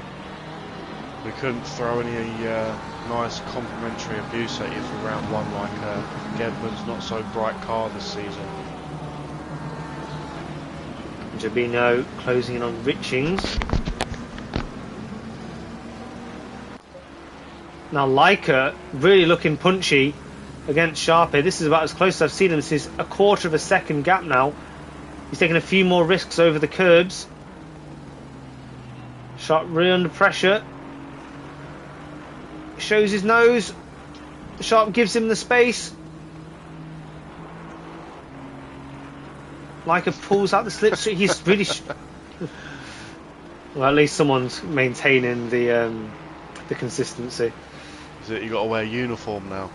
Yeah. Heroes wear uniforms.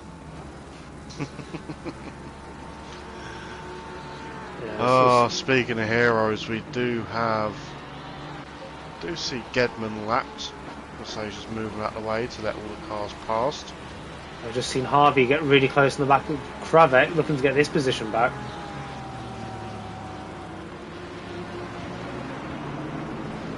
Did look like a move was coming into the Melbourne hairpin, but backs out eventually.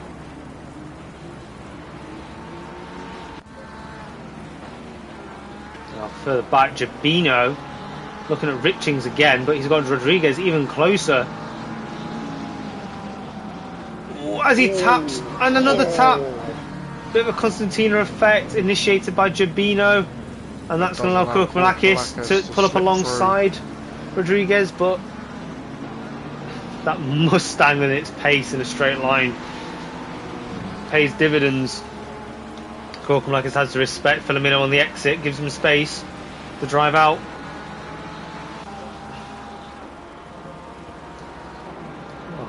Kalugin leg in P13, getting very close to the back of Naismith there. Now Heymans has had a bad exit of turn 1. JSC is sizing this up. I don't think he got the best drive away either. He's throwing a move into the old hairpin, gets over the curb. That's going to compromise him. What can Coppens do with that information? JSC does squeeze him out wide to defend the position, but then tucks back in. So like it is still always going to send a move on Sharp. No, he's contacted with Sharp. Spun round at the hairpin. Both drivers stopped on track. Oh, that's dangerous. That is very dangerous. I think he stalled the car, but you couldn't excuse that. Leica involved in incidents once again, obviously with significantly less damage this time round. That promotes 3 drivers: Kravik, Sharp Harvey and Mulnix, I believe. Now Revel will be licking his lips at this. Just putting a few drivers between his current P2 rival. So Mulnix currently P1 in class at the minute. The Leica wants this, but he's already putting the pressure on Mulnix. He's not got no real reason to defend this hard, but he'll defend it alright. And Leica goes through. Yeah, not much point in defending that too hard. We've seen the pace that Leica's had. He's been ahead of him all this time for a reason.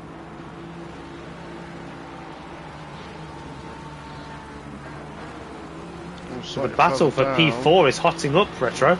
Coal Pits is at the moment, so a bit of snaky on the tarmac. Drops a few positions. And now he's got Cablo on the back of him, coming into the S's. Seems to have regained his composure now, his Coal Pits. Back to Jabino. Rodriguez on his rear. Jabino got a bit of a snap on the exit of the S's. Rodriguez goes to the outside, gets his nose ahead momentarily. Jabino does run his car into the turn. And gets a really good exit. Oh, JSC's across the grass there on the S's. Oh, I hope rejoins a bit better than that. R32 does get a move done. Filomeno. I've just picked up Mornweg, who's chasing down Naisbit. This is for P3 in class. McLaren versus McLaren. Colour versus plain palette. And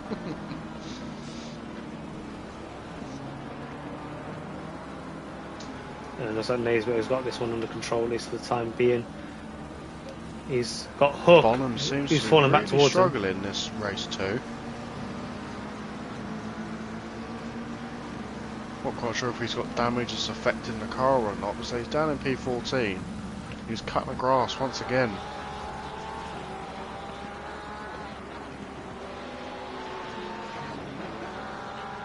And Van der Voor's also closing on Coppins. He's going to want to get past that so we can start fighting for P3 in class. Oh, and here we go. We've got Rodriguez gone to the inside of Jabino. Backs out, weirdly. He had every reason to dive it in there and he just backed out. How bizarre. How bizarre. Great. He really seems to be struggling, does Rodriguez, because now he's got Richings all over the back of him. What was previously a good gap and a potential move on against Jabino has dropped him back to Richings. So the fight for the final podium place for Kravec and Sharp is still there. Harvey is hanging on to the back of it as well. Oh, as Jabino gets a bit of a snap, Rodriguez closes him on him massively, comes into the old hairpin. Composure regained. Jabino eats a bit of grass. Ooh, who's that? That's Revel. I don't know who he was around to really have that incident with. I think he just lost it on his own accord. So he does regain his composure in that Porsche. Rejoins back in P13. 14, sorry. Honestly, Revel, like a few others in this season's championship, are trying out new cars for the cause. So he'll probably let himself off that one if it was a personal mistake.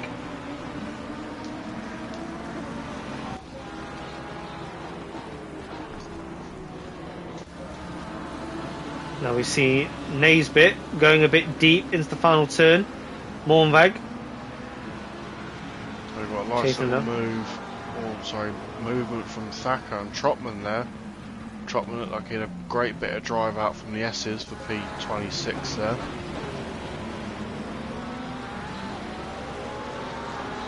So I think Thacker's just getting a great drive out these tight technical corners, but so Trotman does close up on the brakes.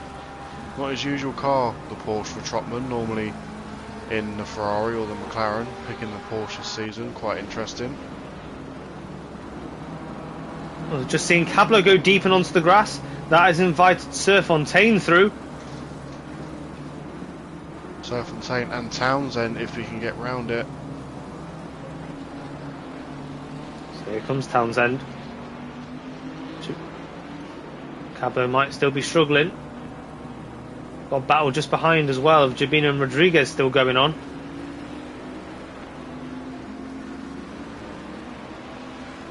It does look like that Cablo has regained some composure. This McLaren battle still going on for P10. This is the third place in the silver tier, as we've just ticked over the halfway point in this race. Obviously they're not due to make any pit stops unless they've got damage or are crazy. So Moller, not quite at this point in the last race, he had pulled out about a 10-second lead. At this point it's 7 seconds, so a bit closer, more managed for Moller this time round.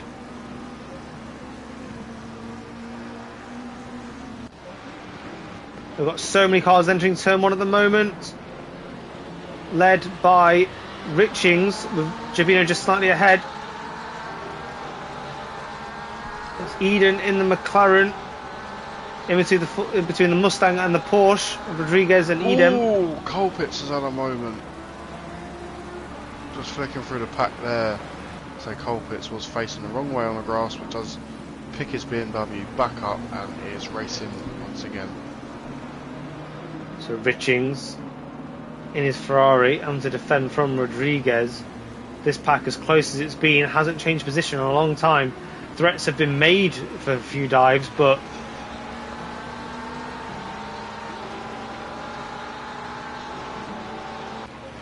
so is that Colpitts going slowly, has lost out to Townsend and Cablo.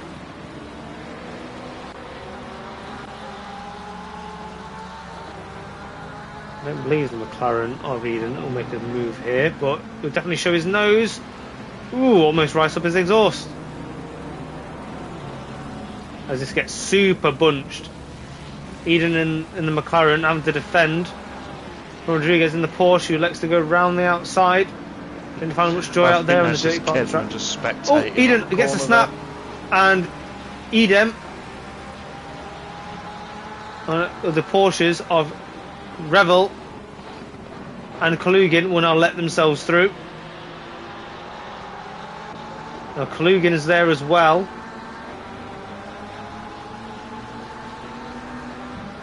So Eden there really struggling after that bad exit at turn 1.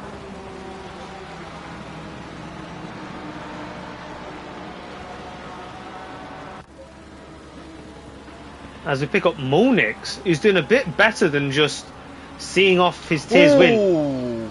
Eden's just ploughed straight through the back of Revel there, just before the McLean corner.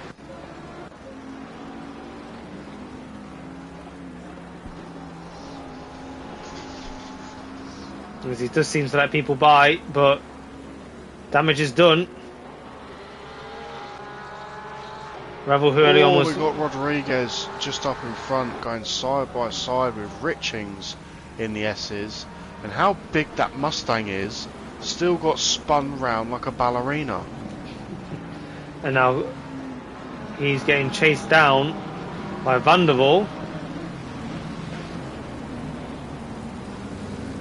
So lost positions exchange at the moment, but with the blood sacrifice of being taken out in the process. That's G Harvey in the pits. About P10, P11. Richings also in the pits. Rodriguez, sorry. So some free positions out there for some people.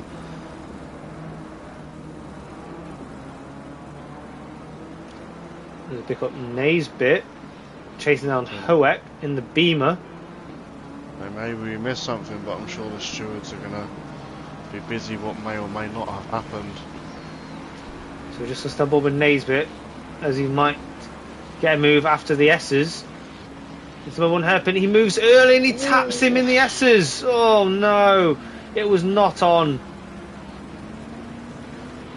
I mean, I thought a move was coming, but not there, not like that. We move forward to Molnix, who's chasing down Grace.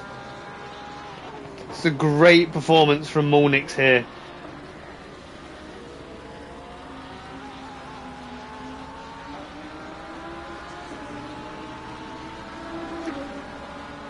Yeah, Really, despite all the earlier actions and incidents, Leica does find his way back up to P3.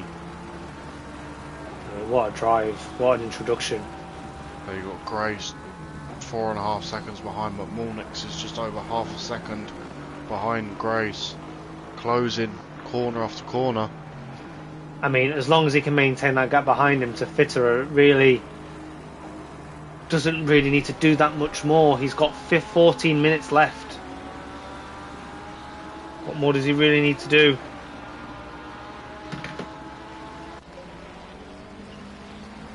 Mormego, I think, just made a move on Kravik, who we just go back to, and he's on the grass.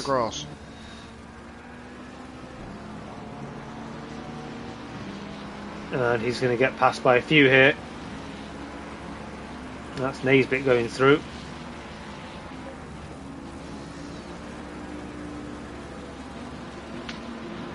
Oh, and Kravik goes again. And into the barrier he goes. And again, and again. Oh, what's he doing? What is he doing? Well, I flicked some action. And that's a drive-through for Revel. I did not like that one bit from Kravik. That, I think if we had the power to make a report, I probably would report that. There was no need to stop on track there from Kravik. We continue on with the race in Jabino, who was occupying top 20 for a long time, now finds himself in P15. A little bit away from those who's chasing for the podium spots in the amateur. Oh, as Jabino gets on the grass but does survive it, seems to find a bit more pace from actually doing so. Grace does get a slip from the S's then. You got Molnix trying to dive on the what inside. a dive! He was flashing him, he was holding him up. As they come out the corner side by side, but with Molnix on the inside, the final turn, Grace takes the wide line. Oh, as what? As you saw that, right? I saw it. I think Molnix has got a stuck pedal. He doesn't seem to be able to stop the accelerator on the car. Just seems to have brought to a halt now, but that car must be nigh on destroyed. What seemed to be such a positive race for Molnix there ends in horror. It'll be a long time in the pits fixing that.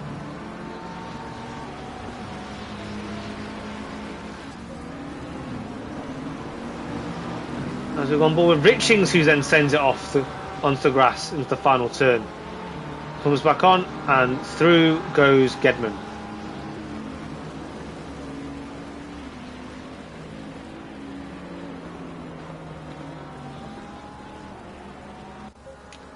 And now we've got Bonham chasing down Sharp. We've just picked this one up.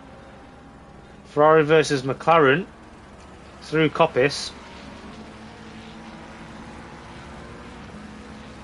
Bonham is having a nice little recovery drive there, despite all the stuff that he's been through this race too. Finally getting up up the order on the pack. As they now getting close to the drivers he should be fighting in his own class, yet alone the overall championship. I come at Fitterer's quietly taking himself into P5 overall and to bring himself towards a win of the silver tier. It's a great drive. So it's still just under 10.5 minutes, buddy. Anything can happen. It's spooky season, you know it. And I've just picked up Serfontaine, who's winning his class. He's following Naisbitt, and he is building that gap to Townsend. But does he want the extra security of beating Naisbitt? Who, to be honest, Naisbitt is 10 seconds behind the next car of Mornveg. Does he really need to defend this when he knows exactly what Serpentine will want? But they're racers. Well, that's where strategy masterclass comes into play, buddy. As I'm not sure what's quite happened to Trotman. He was less than a tenth behind the Jackal. But the Jackal, where's he gone? He's fallen back. So yeah, Trotman has made a move and made it stick on the Jackal. Riker's had a moment. Was he had a moment, or is the gap normally? So the gap was 18.5 seconds from Lycan to Clayton. No, I think that's right. That's been building for a little while. Or was it? Bitterer is bringing this gap into Grace. The most high up battle at the moment is this one between Bonham and Sharp.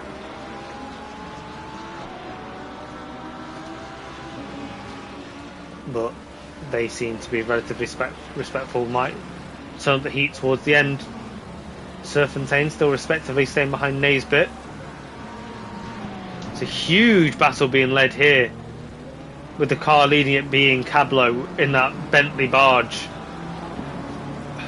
All drivers going into the final turn in uniform, apart from that of Jabino, who's going to get attacked here from Edem. The Porsche and the Lambo both really, really good on traction. Jabino tries to take the normal racing line, goes wide, gives the space to the inside, nothing wrong with that. But now that has detached these two from that five-way pack that was building us outside the top 10. Bonham is not letting Sharp go out of his sights. He's practically pushing him around the last two corners there. And so for anyone interested at home, the fastest lap of this race 2 at the moment is a 1:26.550. Oh, as Sharp just gets a little bit bouncy over the exit of the S's, and this is inviting Bonham in. He's on the inside. Can he slip it down there? He does. Sharp really pinches him to the curb, doesn't let him swing his car out. That's allowed Bonham to drive to the inside for the last turn. They play chicken with the brakes. Looks like Bonham's been a little bit braver. He's kept it alongside. This is great racing. They both push for traction at the final turn. They're going to go into Redgate side by side again. Bonham's got the longer way to go, but Sharp has been very respectful. He's let him have that outside line, but I think he's going to squeeze him out here before the old hairpin, as he does. And that's his move on Sharp complete. Oh, as that's a car, I think that's a back marker jumping out the way.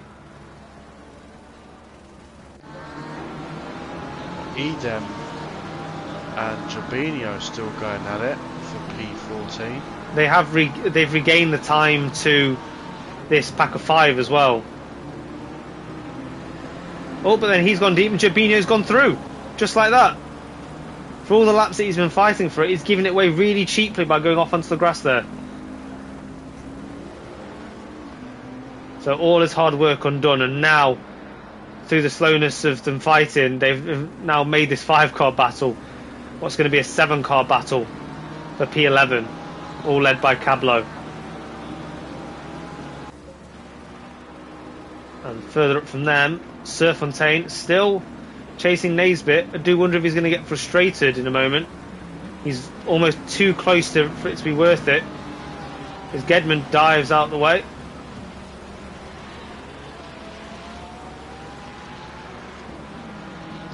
Great little defensive move from Jay Thacker towards the back of the pack there for P23, holding off JSC. That big BMW there. I think there's going to need to be another one here, Retro. JSC's got a great drive through there. Oh, but he has gone a little deep. Just taking the grass on the exit.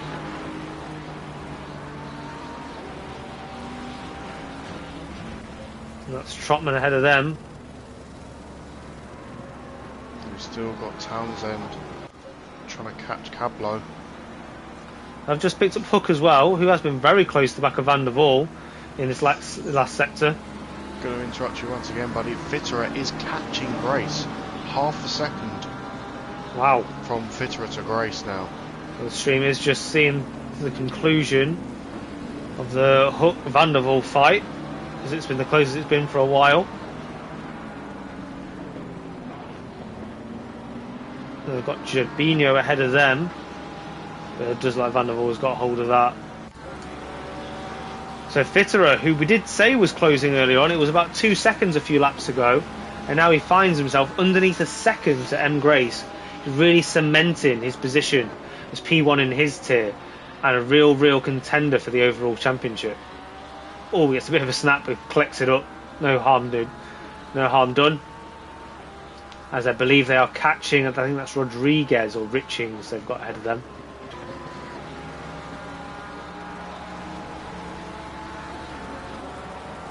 Grace, very aggressive racer, hard but fair. He'll fight this for all it's worth. Very interesting to see this fight from P11 spans all the way down to just about P16 there. I don't think Cablo got the best turn there, but that Bentley just pays dividends. As it comes down towards the old hairpin, he stretches ahead again. Now Edam on the back of Colpitts. Edam, a lone wolf for the Pro Division down here in P14.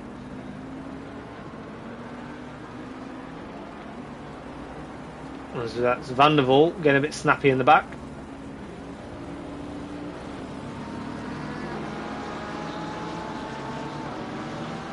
Edam giving it absolutely everything to try and hold on to the back of Colpitts.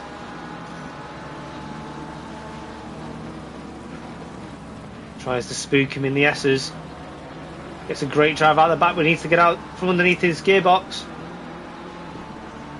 Shows his nose to the inside. What can he do on the brakes? It's a great move, but he has gone quite deep. He's out onto the marbles. Can he keep Jabinho behind him as well?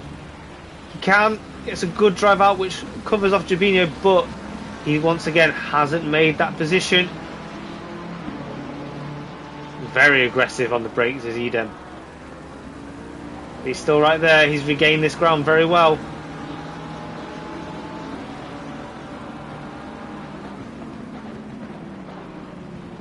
Jabinho's seen all these moves that Edam's making, and he's just thinking, yep, that's free time in my pocket that I can make to you. And now Jabinho is putting himself in a position where he's even closer to Edam than Edam is to Colpitts. Edam, there's a lot of speed into the old hairpin, as we have a drive through for track limits from car number 11. And who's that? Hook. And that's Cablo. Cablo went off at the old, coming into McLean's. That's Hook. Sorry, I keep reading it.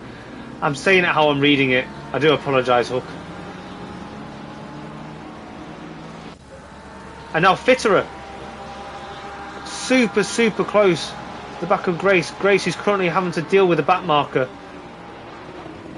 He was a lot closer to the last lap. I think the gap was under a tenth. Not sure if Fitterer made a move or made a mistake or a lapped car or what. Instead, it did jump back up to 7/10, but Fitterer is not letting Grace go. So we win the last minute now. We're going to get the notification that Muller, who's led this race from start to finish, is just about to start his final lap. He doesn't really have anybody near him. Malakis and Thacker just in front. Porsche versus Porsche. Oh, as I've just seen Bonham get on the grass a little bit. One goes through, two goes through. That's well managed. The good racing can continue. Blue flags thrown for blue cars.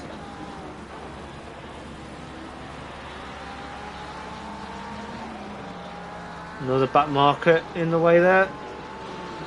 The right thing, gets out of the way early. Oh no, but Fitter has gone a bit deep. Sticking with it though. And the Moller's done such a great job this evening. We're going to try and get him across the line. And Colpitts does seem to have left And behind, as Moller does just navigate the final few corners of his race, just the S's and 2 hairpins left to undertake. Make sure not to give yourself a drive through like Gedman had at the end of his race. It's an absolutely commanding from Moller. Not thrown off by the amount of cars on track, not thrown off by the amount of blue flags he probably have had to drive through, as Bonham in P10 has gone for the pits, and that's dropping him well down. But crucially, Moller, commanding in purple, wins Donington race 1 and race 2. Clayton did a great job not to allow that to maintain the same time over 40 minutes as it was over 20 minutes. So fantastic drive for him. Then Leica, who through lots of trials and tribulations definitely has done really, really well to bring home a P3. We've got M. Grace, who's still trying to see off Fitterer. Got drivers further down the grid who are a lap down, finishing their race. But no, Grace will see off the challenge from Fitterer. Sharp is going to finish this one all by himself. But Fitterer does get the win for his tier. The P2, Mornveg has got quite the gap over Naisbitt. Got a bit of a fight going on behind. Sir Fontaine for the win of the AM tier is having to fend off Townsend, who goes quite hard on the brakes just to try and spook. In spooky season, Sir Fontaine comes home for a P1, P2 for those two drivers. Cole Pitts has come into the line with quite a lot of interest from Van der Waal. Van der Waal can't punch him off his mark and gets that one done. So there you have it, everybody. That was your double super sprint Sunday, 20 minutes and 40 minutes around Donington. Your winners are Moller, Fitterer and Sir Fontaine. Your podium places are Moller, Clayton, Lycra, Fitterer, Mornveg, Naisbitt, Sir Fontaine, Townsend and Jobino. Just getting a few notifications through now. So Retro, we've got the arduous task of trying to give 3 drivers the day out of this bunch. So if we say we're going to give one per tier, who do you want to give out? We'll start with Pro. Well, I mean, there's only one clear option for Pro tier. I mean, obviously he had a commanding race in 1 and 2. I mean, he's definitely turned up ready to go from off season. Moller, so he missed a few races on the end of last season. I think he's making up for it this season so far. So definitely Moller for me for tier 1. Absolutely. And then for tier 2, I think we've had a lot of people fighting for this one.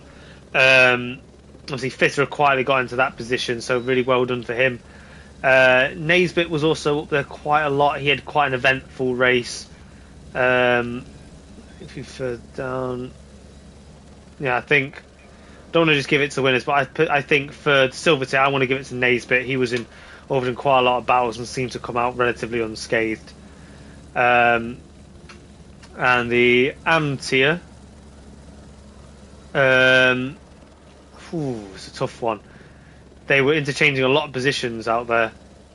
Part of me wants to give it to Hook, partly because I butchered his name for most of the race. But he was involved in a lot of battles and had a really tough time out there. So for me it's between Hook and maybe Townsend, who really pushed for that podium position. So where would you sit on that, Retro? So I'm torn between you, but say from P32 to P10, I think you can't really go wrong with that. To finish P10 and second in class, that's definitely a hell of a drive for my point of view. So it's definitely Townsend for me. Lovely. So we've been told from the admins that we're going to get some interviews at the end of this race, so stick around. Just going to make sure that they're coming in.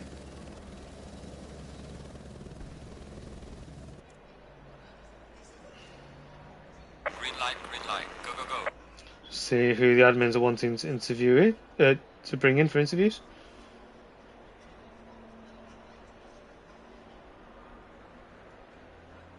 Or if one of the admins wants to join in themselves, come and join the commentary chat. We'd love to go over the race with you.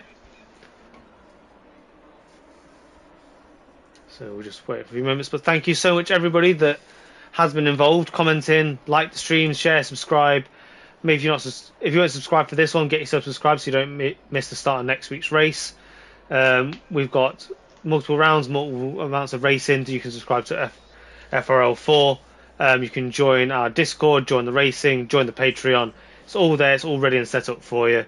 And we hope to see you get involved as much as we have done this evening.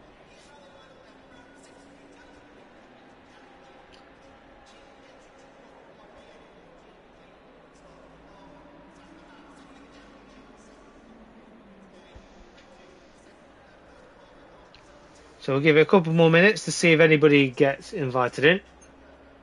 So Gordon, if you're listening, if you could maybe push along for somebody to come and join us in the interview. Any one of the three that we mentioned, or if anybody you'd like to choose for yourself, maybe one of the winners.